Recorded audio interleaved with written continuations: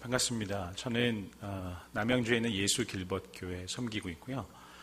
미랄도래학교라는 대안학교를 섬기고 있습니다. 저희 학교에 선생님이 한 50분 계십니다. 많죠. 네. 저희 학교는 청소하시거나 또 운전을 하시거나 또 학교를 관리하시고 청소하시는 모든 분들이 다 선생님이십니다. 우리가 왜 그렇게 선생님이라는 호칭을 사용했느냐? 선생님이라는 말 자체가 먼저 태어난 사람이죠.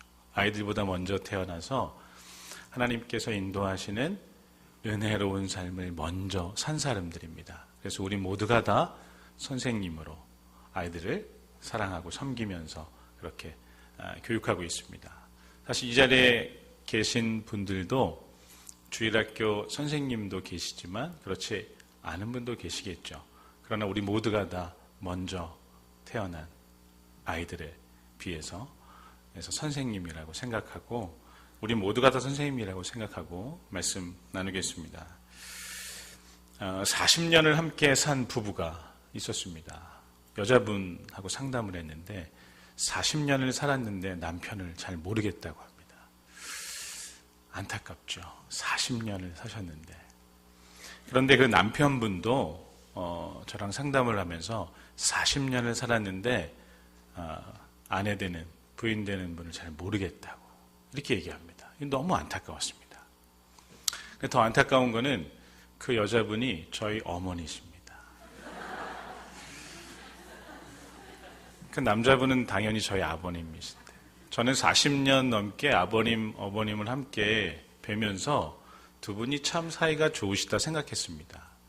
근데 두 분은 누구보다 많이 아시고 누구보다 서로를 이해하시고 사랑하신다고 생각했는데 어느 날 문득 튀어나온 말씀 하나가 잘 모르겠다고 40년을 살았는데 잘 모르겠다고 이렇게 얘기하시는 걸 보면서 왜 저 말씀을 하실까? 진짜 모르실까? 그게 아니고 누구보다 잘 아시지만 이해할 수 없는 부분 그게 있다라는 생각을 했습니다. 우리가 아무리 가깝더라도 이해할 수 없는 부분이 있습니다. 그럼 어떻게 하죠? 그냥 넘어가든지 아니면 이해하기 위해서 매우 애를 씁니다. 그런데 이 과정이 쉽지 않기 때문에 때로는 포기하기도 하고 때로는 그냥 넘어가기도 하고 때로는 다투다가 싸우다가 멈추기도 합니다. 그래서 모른다란 말로 대신 하는 것 같습니다. 그럼 왜 모르고 왜 이해가 잘 안 될까?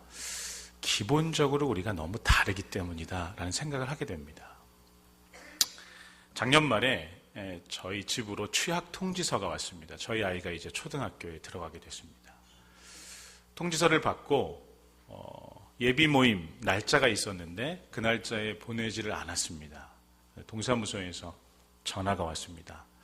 아이를 왜 학교에 안 보냈냐고. 제가 대안학교 얘기를 하면서 저희 아이는 대안학교를 보내기로 했습니다. 이렇게 얘기했더니 숨도 쉬지 않고 아이가 무슨 문제가 있군요. 이렇게 얘기하는 거예요. 저희 대안학교가 그런 이미지가 있긴 합니다. 대안학교 자체가 공교로부터 나왔기 때문에 뭔가 좀 어렵고 문제 있는 아이들이 있는 게 아니냐 그런 입장과 관점이 있는 건 이해하지만 제가 그런 전화를 딱 받고 보니까 기분이 좀 안 좋았습니다. 그래서 제가 그분에게 문제가 많습니다. 아주 문제가 심각합니다. 획일화된 입시교육, 답 없는 인성교육, 문제가 심각한 거 아닙니까? 이렇게 얘기하고 싶었지만 마음으로만 얘기했습니다. 그분이 대안학교에 대해서 잘 모르시니까 어떤 분은 대안학교에 보내려고 3년, 5년을 준비하시는데 어떤 분은 대안학교를 문제 있는 대안학교라고 얘기하고 문제 있는 아이들이 가는 거 아니냐 이렇게 얘기합니다. 이유가 뭘까? 서로의 입장이 다르기 때문입니다. 우리는 이렇게 생각과 입장이 다 다릅니다. 제가 아이들한테 우리 다 같이 기도손을 한번 해보자 이렇게 했습니다. 오늘 교사 헌신 예배니까 우리 다 같이 한번 여러분들도 해보시면 어떨까 싶은데 기도손 한번 해보실래요? 네, 깍지를 껴서 이게 편하게 기도손을 이렇게 한번 해보세요. 그리고 이 왼손 엄지, 오른손 엄지, 가슴 쪽에 와 있는 손이 어느 손인지 한번 확인해 보세요. 기도손을 했는데 가슴 쪽에 왼손이 왔는지 오른손이 왔는지. 네. 이렇게 확인하라고 하면 꼭 옆에 분이랑 대화하는 분 계십니다. 자기만 확인하시면 됩니다. 자, 한번 손 풀어 보시죠. 이렇게 왼손이 오신 분이 있고, 왼손 엄지. 한번 손 들어 보실래요? 네. 꽤 많습니다. 손 내리시죠. 오른손 엄지가 오신 분. 네, 꽤 많습니다. 제가 아이들한테 물었습니다. 왼손 엄지가 오는 게 맞니? 오른손 엄지가 오는 게 맞니? 그랬더니 어떤 애가 오른손이야. 자기는 오른손이 왔다 이거죠. 어떤 애는 왼손이야. 이렇게 얘기합니다. 여러분, 왼손, 오른손이 기도손을 했을 때 가슴 쪽에 오는 이유는 우리가 익숙하게 그렇게 했기 때문입니다. 이거는 옳고 그른 문제가 절대 아니죠. 그럼 이제 팔짱을 한번 껴보겠습니다. 이렇게. 예. 아주 편하게 팔짱을. 그리고 한번 확인해 보세요. 이렇게 손이 팔뚝 위에 올라가 있는지 내려가 있는지. 예, 이때 확인만 하면 되는데 꼭 얘기하시는 분 계시죠. 네. 자, 한번 풀어보시죠. 자, 팔뚝 위로 다 손이 올라가신 분 있을 거예요. 그렇죠? 그리고 이렇게 엇갈리신 분이 있습니다. 대부분 엇갈리세요. 이렇게. 근데 팔뚝 밑으로 두 손이 다 내려가는 분이 계십니다. 혹시 팔뚝 밑으로 두 손이 내려간 게 편하신 분 한번 손 들어보세요. 한 분, 두 분, 세 분, 네 분, 네. 자, 이렇게 네 분 정도밖에 안 나올 경우에 시선이 어떻게 가냐면 좀 이상하다 이렇게 갑니다. 그리고 실제로 그렇게 팔뚝 밑에 손을 넣은 분도 조금 내가 이상한 거 아닌가 하는 생각을 해요. 제가 어느 모임 가서 아이들한테 한번 해보라고 하는데 딱 한 명이 나왔어요. 이렇게 팔뚝 밑으로 손이. 그러니까 옆에 있는 아이들이 야, 너 이상해. 그게 어떻게 편해? 막 이렇게 얘기하는 거예요. 그런데 이상하죠? 그 친구는 이게 너무 편한 거예요. 왜 그럴까요? 그렇게 익숙해졌기 때문에 그렇습니다. 여러분, 우리가 익숙해진 건데 다른 건데 그거를 틀렸다고 하면서 갈등이 시작돼요. 그게 어른들도 마찬가지고요. 아이들도 마찬가지입니다. 여러분, 신혼부부가 알콩달콩 사는데 저녁에 아내가 가래떡에 꿀을 탁 준비해서 가져온 거예요. 남편이 보자마자 약간 인상 쓰더니 왜 가래떡에 꿀이야? 이렇게 얘기하는 거예요. 가래떡엔 꿀이지. 그랬더니 아니지. 가래떡엔 간장이지. 근데 아내는 기껏 준비했는데 남편이 그렇게 얘기하니까 마음이 좀 상한 거예요. 그래서 아니 무슨 가래떡을 간장에 찍어 먹는 집안이 다 있어? 이렇게 얘기한 거예요.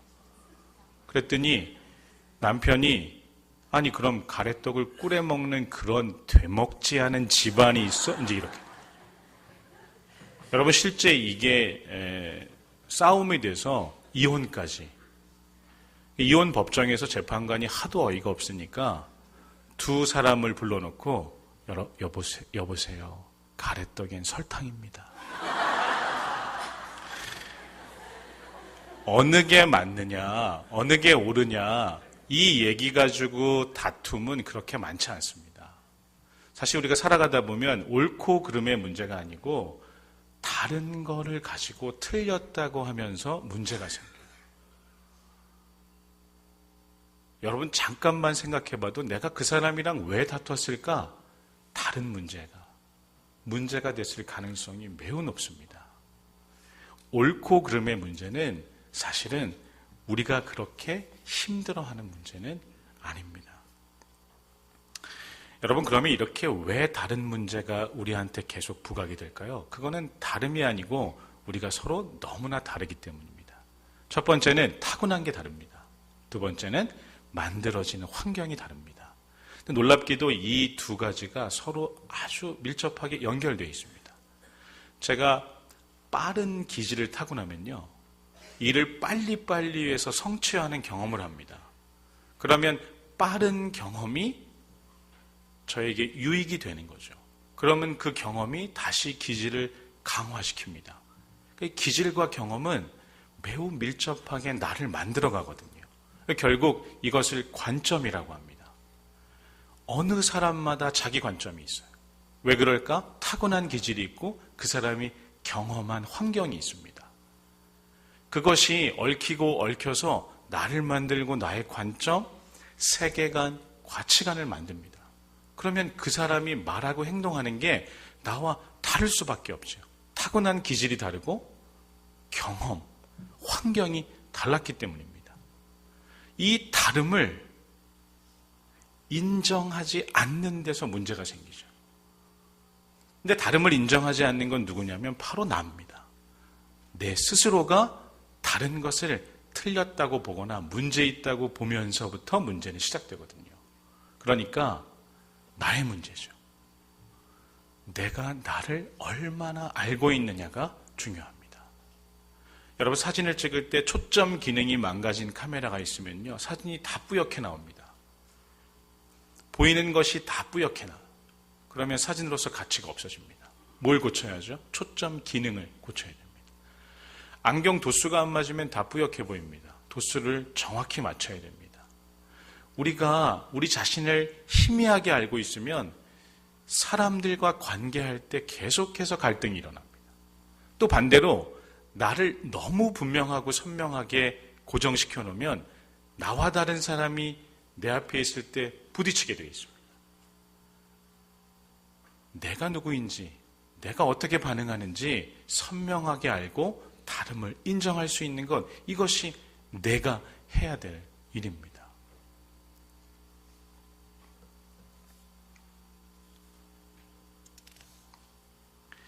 제가 한번 우리 청소년 아이들하고 태국에 비전 트립 갔다 온 적이 있는데, 일주일 갔다가 돌아왔는데 너무너무 힘들어서 씻고 먹고 자는 게, 그래서 가장 먼저 하고 싶은 일이 인천공항에 가서 화장실에 가는 거였습니다. 깨끗한 화장실. 화장실에 가서 똑똑똑 했는데, 제가 40평생 그런 반응은 처음이었어요. 똑똑똑 했는데 누구세요? 그러는 거예요. 똑똑똑 하면 대부분 똑똑똑 하죠. 대부분 소리를 내는데, 이분은 누구세요? 그러는데 제가 당황했는지 신기원입니다, 이렇게 얘기를 했어요. 화장실에서 일어난 에피소드인데 제 머릿속에 잊혀지지 않는 이유 중에 하나가, 누구세요라고 물어본 것도 그렇지만 나는 왜 신기원이라고 이름을 얘기했을까? 이게 막 마음에 자책은 아니어도 스스로 좀 웃겼습니다. 화장실 갈 때마다 생각나요. 누구세요? 신기원입니다. 여러분, 근데 누구세요라는 질문 있죠? 이건 우리가 좀처럼 받지를 않습니다. 당신 누구십니까? 이 질문은 이렇게 직접적으로 하는 사람이 없습니다. 요즘에는 핸드폰으로 다 통화하기 때문에 누구세요가 아니라 어디세요? 어디에 계세요? 이걸 묻죠. 근데 누구세요란 말에 나는 뭐라고 대답을 할까? 사실 우리가 직접적으로 당신은 누구야? 이렇게 그 질문을 받진 않지만 우리가 끊임없이 이와 비슷한 유사한 질문을 받습니다. 어떤 질문이냐면, 무슨 음식을 좋아하십니까? 무슨 책을 좋아하세요? 당신 생각이 어떠세요? 당신의 의견은 어떻습니까? 이런 걸 보니까 당신 느낌이 어때요? 이게 다 내가 누군지를 묻는 것이거든요. 여러분, 이 물음에 우리가 끊임없이 답을 하고 살아가는데, 문제는 이 답을 하는 나를 돌아보고 성찰할 시간을 잘 갖지 않는다는 거예요. 그러니까 내가 누구인지 잠시 멈춰서 나를 돌아보고 나를 성찰하고 나의 말과 행동을 꼼꼼하게 피드백할 수 있는 시간이 없는 것, 이것이 우리가 살아가는 이 시대의 우리의 다름의 문제가 아니고 다름을 인정하지 못하는 나의 문제인 것입니다. 그런데 우리 기독교인들에게는 매우 독특한 시간이 있어요. 그게 뭐냐면 나를 직면하는 시간입니다. 그게 예배 시간이죠. 그리고 묵상하는 시간입니다. 그리고 기도하는 시간이고, 말씀 읽는 시간이고, 찬송하는 시간입니다. 여러분, 이 시간을 하나님 앞에 온전하게 집중하면요, 내가 누구인지를 알게 됩니다. 그리고 다른 것을 어떻게 인정하고 수용해야 되는지를 알게 돼요. 여러분, 이것을 우리가 묵상이라고 합니다. 메디테이션입니다. 이건 메디슨에서 나왔어요. 이 약입니다. 약. 우리가 살아가는데 가장 필요한, 우리에게 필요한 약인 것이죠. 우리가 살아갈 수 있는 힘인 것이죠. 여러분, 우리가 이것을 늘 하고 있습니다. 지금도 하고 있어요. 하나님 앞에 우리 자신을 돌아보는 시간입니다. 이 시간은 나를 알게 되고 내 이웃을 알게 되고 더 깊은 것은 하나님을 알게 되는 시간입니다. 여러분, 제가 한 사람을 알아가면서, 한 공동체를 알아가면서 사람들이 서로 알아가는 과정에 단계가 있다는 걸 알게 됐습니다. 첫 번째가 알아가는 거예요. 진짜 아는 단계입니다. 두 번째는 이해하는 거예요. 세 번째는 사랑하는 겁니다. 모든 관계가 이 단계를 거치더라고요. 알아감이 쌓이고 쌓여서 이해하게 되고, 이해가 깊어지면 사랑하게 되고, 이 과정이 나를 알게 되고 이웃을 알게 되고 하나님을 깊이 알게 되는 과정이라는 것을 깨달았습니다. 여러분, 제가 지하철 타고 갈 때 한번 이런 일이 있었어요. 어떤 아이가 게임을 이렇게 막 하고 있는데 이 소리가 좀 시끄러웠습니다. 막 그 게임할 때 나는 소리 있죠. 뿅뿅뿅 소리가 막, 이 공중 장소에서 막 이렇게 시끄럽게 게임을 할 수 있나 그런 생각이 들 만큼 막 시끄러웠는데 아무도 이렇게 제재하는 사람이 없었어요. 요즘에 잘못 제재했다간 또 위험할 수 있으니까 저희가 사명감을 가지고 얘기해야겠다. 이렇게 공적인 장소에서 이렇게 시끄럽게 하면 안 되니까. 그래서 좀 조용히 해달라고 얘기를 하려고 하는데 이 게임하던 친구가 옆에 있는 친구한테 말을 하는데 수화로 하는 거예요. 수화로 이렇게 하는 모습을 보니까 이 친구가 말을 못하는구나. 말을 못하면 잘 못 듣겠구나. 그러면 지금 이 게임하는 소리를 못 듣고 있겠구나. 그걸 알게 되니까 이때까지 불편했던 마음이 사라지고 이 친구한테 긍휼한 마음이 생겼습니다. 왜냐하면 게임을 하는데 소리가 안 들리면요, 여러분 혹시 게임 해보셨는지 모르지만 재미가 없습니다. 이 친구는 게임을 평생 해도 소리 없는 게임을 하겠구나 생각하니까 긍휼한 마음이 생겼어요. 알게 되면 이해하게 되는 거예요. 이해가 그럼 깊어진다는 건 어떤 거냐? 여기엔 시간이 필요하다는 걸 제가 또 알게 됐습니다. 저희 학교에 들어온 친구 중에 6학년 친구인데 제가 면접하는데 꼭 물어보는 질문이 있어요. 너에게 아빠는 어떤 분이냐? 엄마는 어떤 분이냐? 아빠, 엄마가 옆에 있는데 묻습니다. 근데 이 친구가 이때까지 면접을 제가 거의 정말 300명 넘게 면접을 했는데 이 친구가 유독 표현을 너무 잘하는 거예요. 뭐라 그랬냐면, 엄마는 물에 수채화 물감을 딱 떨어뜨렸을 때 이게 탁 퍼지는 느낌이라고 이렇게 엄마를 표현했습니다. 그래서 우리가 면접하면서 놀랐어요. 6학년 아이 치고 표현력이 너무 좋다. 근데 그럼 아빠는 어떠니? 그랬더니 아빠는 물에 기름을 한 방울 딱 떨어뜨린 것 같아요. 그래서 느낌이 오잖아요. 그래서 아빠랑은 사이가 그렇게 좋지는 않구나 그랬더니 아니요. 물과 기름은 만나긴 하지만 서로를 인정해주고 독립적인 존재로 있잖아요. 아빠는 저를 인정해주지만 저를 인정해주고 독립적인 존재로 이해해줘요. 이렇게 얘기를 하는 거예요. 6학년 아이가 어떻게 이렇게 표현력이 좋을까 물었습니다. 부모한테. 그랬더니 부모님이 얘가 2학년 때 초등학교에서 전화가 왔는데 76 빼기 32 이걸 1시간 동안 푸는데 답이 틀렸다는 거예요. 그래서 왜 이런 답이 나왔니? 그랬더니 76마리의 코끼리, 32마리의 하마, 짝을 져주는 거예요. 한참 걸리죠. 그러니까 76에서 32에 이렇게 짝을 져주다 보면 한참 걸리는데 거기에 이제 44라고 쓴 거예요. 답이 맞는데 그 44마리의 코끼리를 다시 짝을 져주는 거예요. 그리고 짝을 져주다가 서로 이제 좀 싸우고 다투고 그러면 또 빼고 그 답이 이상한 답이 나오죠. 그러니까 얘는 산수를 하는 게 아니라 수학을 하는 게 아니라 이야기를 만드는 거죠. 그러니까 선생님이 이렇게 하면 안 되겠다. 그러면 연산이 안 된다. 그래서 부모님 오십시오. 얘는 이렇게 하면 연산이 안 됩니다. 그랬더니 이 가정에서 돌아가서 가족 회의를 했대요. 그래서 오빠하고 동생하고 엄마 아빠가 이 아이의 연산 능력을 길러줄 거냐 아니면 상상력을 키워줄 거냐. 그래서 투표한 결과 상상력을 키워주자. 그래서 선생님한테 전화해서 선생님 얘는 연산 잘 못해도 됩니다. 상상력을 키워주고 싶습니다. 그래서 더 이상 연산 가지고 뭐라고 하지 않았다는 거예요. 그 아이가 저희 학교에 왔어요. 지금은 9학년이 됐습니다. 중학교 3학년이죠. 이 친구가 연산을 잘 할까요? 못할까요? 잘하죠. 상상력이 좋을까요? 안 좋을까요? 좋죠. 이 친구를 만날 때마다 놀랍습니다. 아니 어떻게 이렇게 다 잘할까? 비결은 그 아이 안에 있는 것을 기다려준 거예요. 엄마 아빠가. 유치원 갈 때 신발을 고르는데 5분, 10분, 1시간을 고르더래요. 근데 그 엄마 아빠가 그걸 기다려줬답니다. 여러분 이건 제가 볼 때 불가능해요. 저도 유치원 보내봤지만 5분 동안 신발 고르고 있으면 제가 억지로 신켜가지고 내보내죠. 근데 그 부모님은 1시간을 기다렸다는 거예요. 여러분 이해는 기다리는 거예요. 근데 이 기다림이 깊어지면 어떻게 돼요? 잘 관찰하게 되죠. 결국 마침내 사랑하게 됩니다. 사랑은 다른 게 아니에요. 인정해 주는 거. 있는 그대로를 인정해 주는 거예요.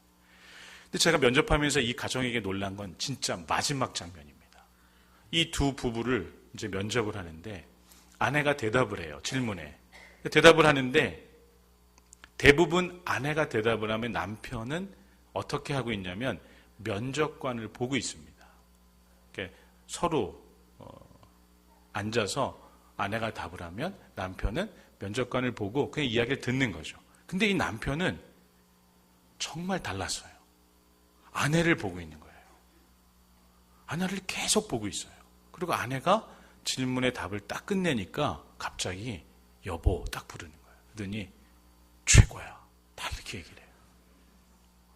야, 이런 남편을 본 적이 없거든요. 면접관은 저희거든요. 그러니까 저희가 최고라고 하든지 뭐 아니라고 해야 되는데 면접을 보는 사람이 자기 둘이 최고라고 그러고 막 이렇게. 이 집안이 이렇게 서로를 알고 이해하고 그것이 깊어져서 서로를 그냥 인정할 수 있고 사랑할 수 있는 이런 공간이구나 생각을 하니까 그 아이가 이제 이해가 됐어요. 결국은 알고 아는 것이 깊어져서 이해하게 되고 이해가 깊어져서 사랑하게 되는 그 마지막에는 그냥 있는 그대로를 인정해 주는 거예요. 여러분 우리는 다 다릅니다. 너무 다르죠.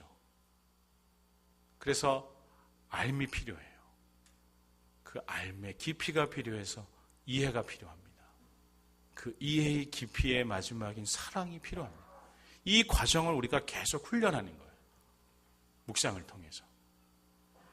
여러분 우리에겐 그 시간이 주어져 있어요. 그래서 자신을 성찰하는 묵상도 하지만 다른 사람을 바라보고 또 교회를 바라보고 공동체를 바라보면서도 묵상을 합니다. 그리고 내가 어떻게 살아야 될지 적용을 하고 실천을 하죠. 이것이 우리가 기독교인으로서 살아가는 가장 기본적인 패턴이에요. 여러분 하나님 앞에서 우리가 이걸 할 수 있기 때문에 우리는 많은 사람들 사이에서 누구보다 그 사람을 존중할 수가 있습니다. 누구보다 다른 것을 수용할 수가 있어요. 그게 우리이고 우리여야 합니다. 제가 이렇게 사람들을 알고 이해하고 사랑하는 단계를 거쳐서 발견하게 되게 한 가지가 있는데 그게 뭐냐면 모든 사람은 다 평범하다는 거예요. 여러분 놀랍습니다. 사람들은 대부분 다 평범합니다.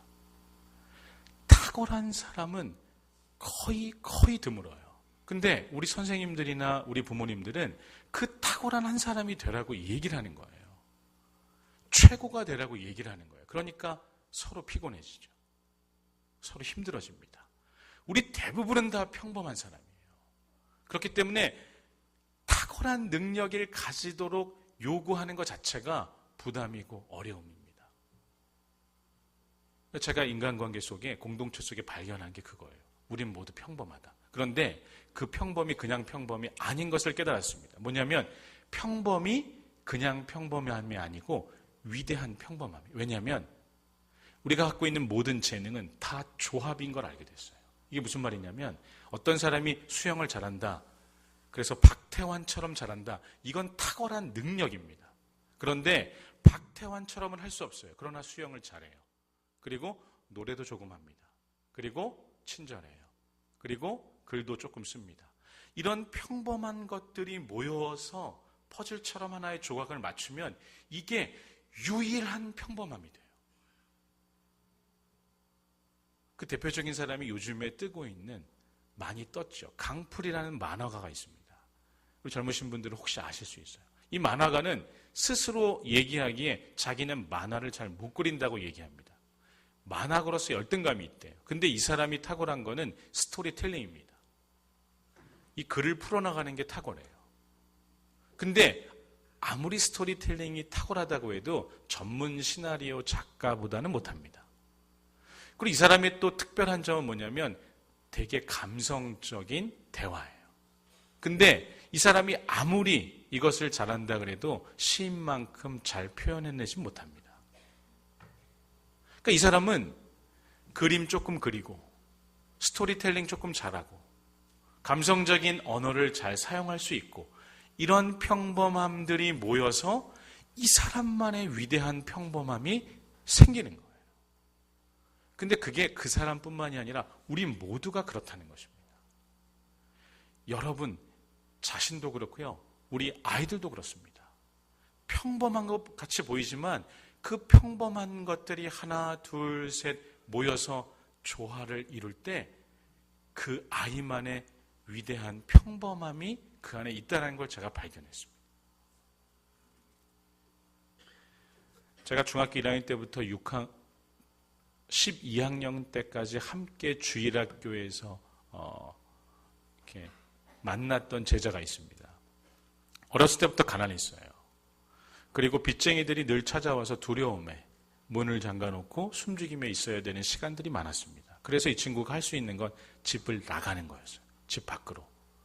근데 이 친구가 워낙 어려서부터 교회를 다녔기 때문에 집 밖으로 가서 담배도 필 수 있고 술도 먹을 수 있는데 그런 일을 안 하고 운동을 좋아했습니다.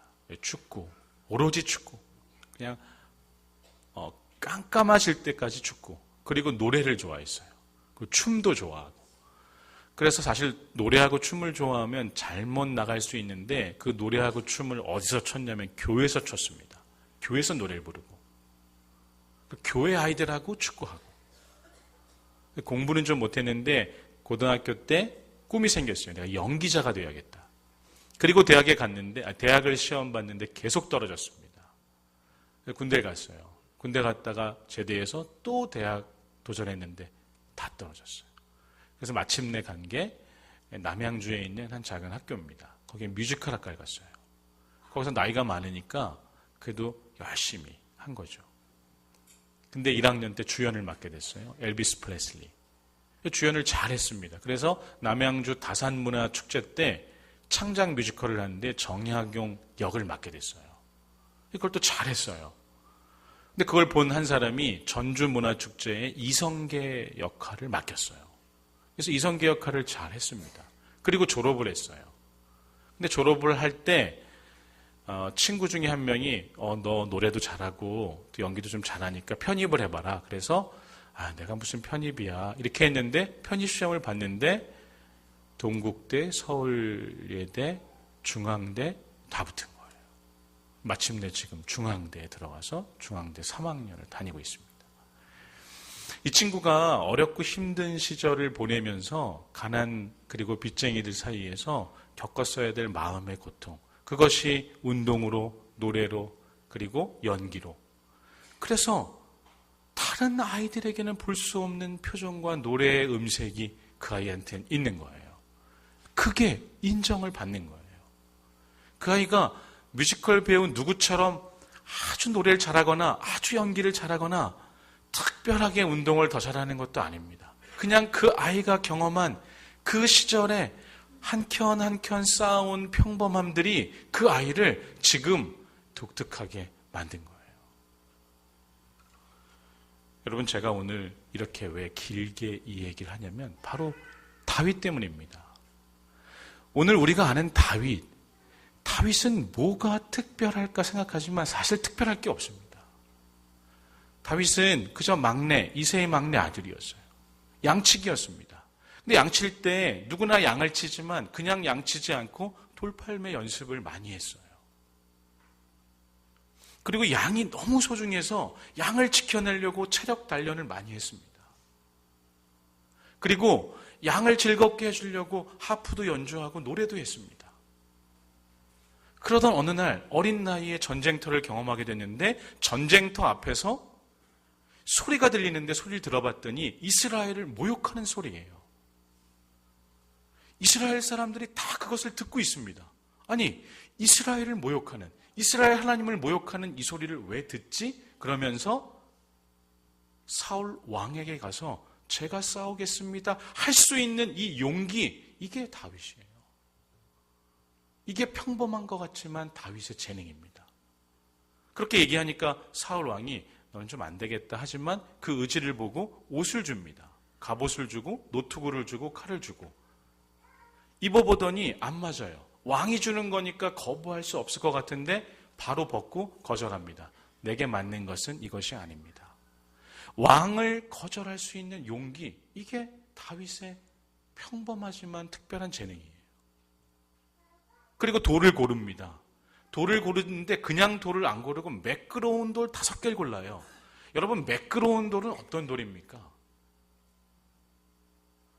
다윗이 만든 법칙이 하나 있어요. F는 MA. F는 뭐예요? 힘은 질량과 가속도에 비례한다. 이거를 다윗은 경험을 통해 알고 있었어요. 힘을 최대화시키려면 매끄러운 돌이 필요하다. 그래서 어떻게 합니까? 달려가면서 돌을 던지죠. 골리앗을 넘어뜨립니다.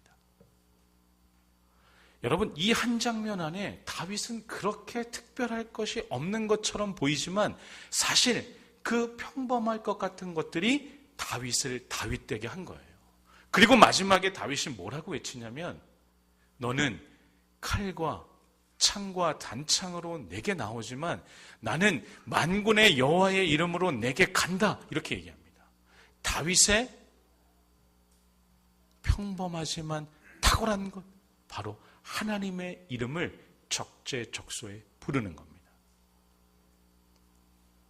여러분, 근데 이 다윗의 재능, 그렇게 특별할 것 같지 않은 이 재능들의 조합이 다윗을 만들어냈지만 사실 가장 다윗을 다윗되게 한 재능은 뭐냐면 하나님의 이름을 부르는 거예요. 여러분, 이게 우리가 하는 일입니다.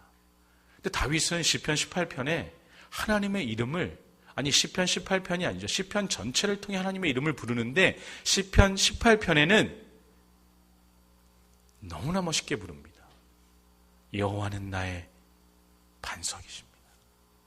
여호와는 나의 요새십니다. 여호와는 나를 건지시는 하나님입니다. 여호와는 나의 바위십니다. 여호와는 나의 방패십니다. 여호와는 나의 구원자, 여호와는 나의 산성이십니다. 여러분, 이 고백이 그냥 고백 같지만 지금으로 얘기하면 여호와는 나의 의자십니다.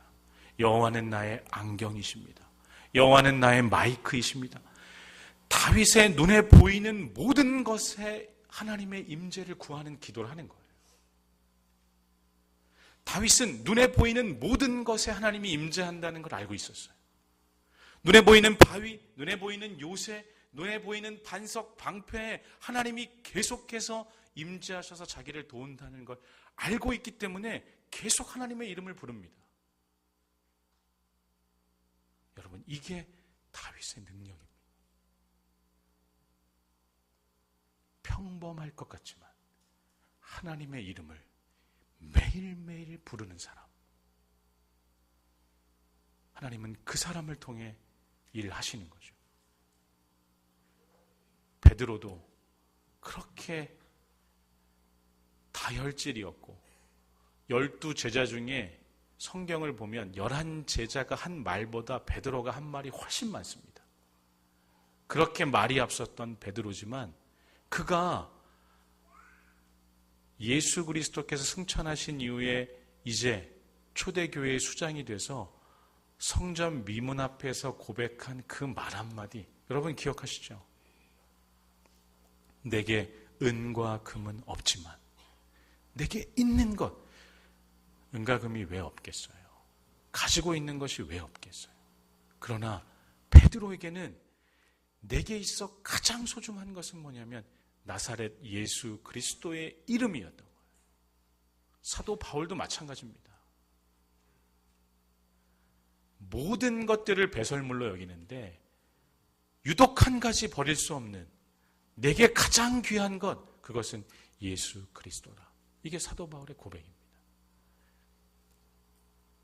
여러분, 한 사람이 한 사람 타워지는 데는 가장 중요한 하나의 고백이 있습니다. 그게 뭐냐면 하나님의 이름을 부르는 거예요. 그 시간이 나를 나되게 하는 것이고 다른 사람의 다른 사람 됨을 이해할 수 있게 해주는 것이고 완전히 다른 내가 이해할 수 없는 공동체와 모임의 색깔과 모양들을 받아들일 수 있는 마음을 하나님께서 주시는 것입니다. 여러분, 우리가 할 일은 하나님의 이름을 부르는 것입니다. 매일매일 하나님의 이름을 부르는 것이. 근데 놀랍게도 우리가 부르기 전에 하나님이 먼저 우리를 불러주십니다. 그걸 콜링이라고 그래요. 이걸 소명이라고 합니다. 하나님이 매일매일 우리를 자리에 불러주세요. 어느 자리? 지금 이 자리. 여러분의 매우 평범한 일상의 그 자리가 하나님이 부르시는 자리예요. 그 부르시는 자리, 그 하나님이 먼저 불러주셨기 때문에 그 자리에서 우리가 하나님을 부를 수 있는 거예요. 우리보다 언제나 앞서서 먼저 일하시는 하나님, 그분이 부르시는 자리에서 우리가 하나님의 이름을 부르고 나를 알게 되고 내 옆에 사랑하는 사람을 더 깊이 이해하게 되고 또 더 나아가서 우리 대한교회 한 사람 한 사람, 공동체 한 사람 한 사람을 이해하게 되고 사랑하게 되는 그 일이 이 자리에서 일어나기를 진심으로 축복합니다. 기도하겠습니다.